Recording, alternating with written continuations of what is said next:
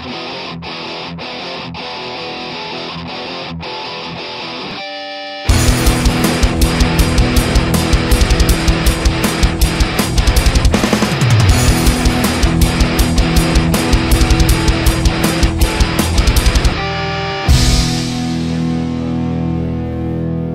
y'all, it's Heel Heat time.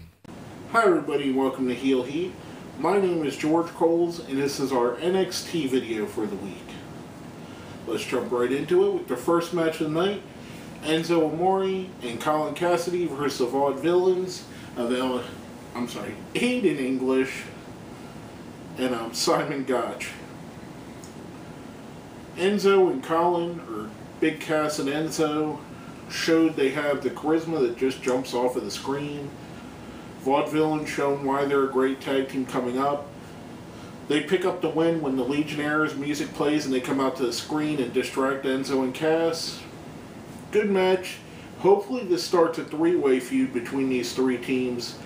That way we get a little bit more tag team competition for the guys like the Ascension, the tag champions.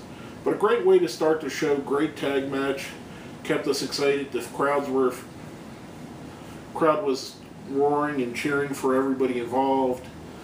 Brought us right into our next match, which was CJ Parker versus Xavier Woods. The evolution of CJ Parker, to me, reminds me of the evolution of Bo Dallas. Bo Dallas, they started something with him as a face, and the crowd turned him heel, basically.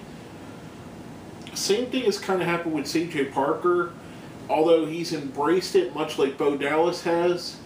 The kind of, in a way, his Save the World gimmick reminds me of CM Punk's I'm straight edge, I'm better than you gimmick.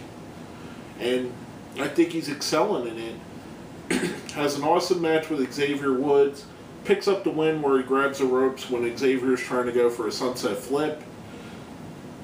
I thought it was a good match. I thought it's probably CJ Parker's best showing ever, in my opinion. Way to go, CJ. Great match coming back, Xavier. Another, just two good matches in a row, which leads us right into Alexa Bliss versus Sasha Banks.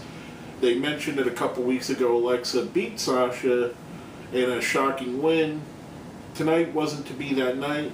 Sasha Banks wins with a vicious kind of cross-face type move, submission move.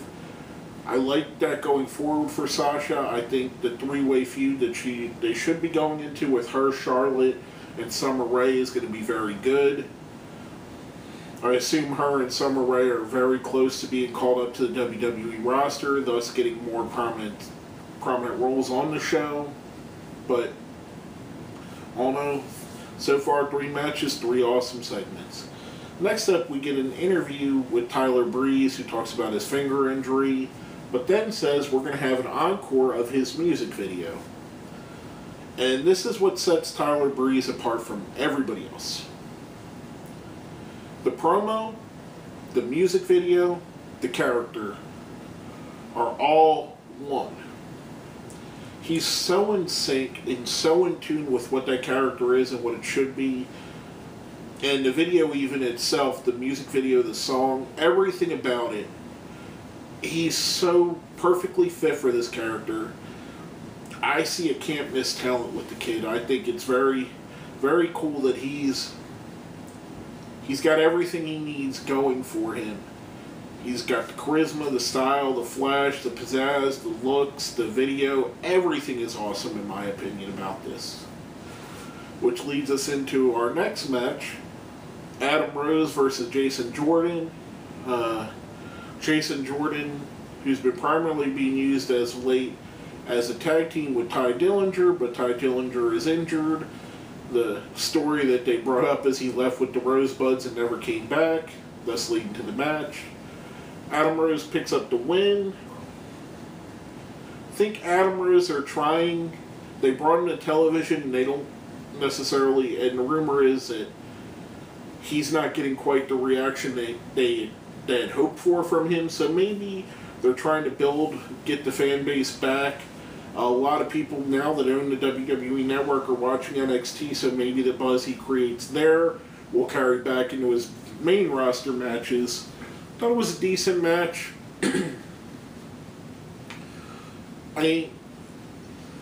For the guys, for the guys that are going back and forth between the main roster and NXT, it's okay. I think, Jason Jordan's someone that really they haven't broke out and gave him much of what his character is and will be going forward. So, to me, he's kind of a guy in limbo, kind of a guy that you'd only use for matches like this, but he could probably be more than that. Which leads us right into our main event, a feud that's been brewing on NXT for quite some time. Tyson Kidd versus Sami Zayn. Last time we left these two was last week in a tag match, where Sami Zayn was concerned for Natalya Neidhart, Tyson Kidd's wife, which caused him to take his eye off the ball and had Kidd roll him up for the win.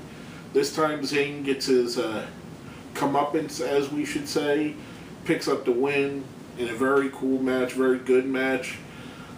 I like heel Tyson Kidd. Love Sami Zayn. I thought it was a great match on the show. A show full of everything that was good and fun about NXT. We had the cool gimmicks. We had the Vaudevillains. We had Adam Rose. We had Tyler Breeze. We had the great wrestling, Tyson Kidd and Sami Zayn. We had great stories, C.J. Parker, Xavier Woods, Enzo and Cass and the Legionnaires, and Vaudevillains now. I mean, the whole thing, the whole show, in my opinion, was outstanding. Now, coming off of that, we're going to go into our top 5 prospects for the week. Now, I've said it a few times, I say it every time we do this. We're not including the guys that are on the roster or bouncing back and forth like Xavier Woods and Adam Rose, because they've already made it to the main roster. The top 5 prospects are people that just haven't broke through as of yet. Number 5, the tag team of Colin Cassidy and Enzo Amore. Their charisma and style oozes through the television screen. And it's only a matter of time before these two guys are huge megastars on Monday Night Raw, on SmackDown, on the pay-per-views, everywhere you can go with them. I think they're awesome. I hope they don't break them up as a team. I think as a team, as separates, they're great. Together as a team, I believe they'd be legendary. I believe they'd be right along the lines of an Edge and Christian, in my opinion. Next up, speaking of legendary, our number 4 is the daughter of the legendary Ric Flair, Charlotte. Not in action this week, but still one of the best women's wrestlers in the world. Again, much like I said, her and Sasha Banks, I don't think are going to make it through the summer without being called up to the main roster.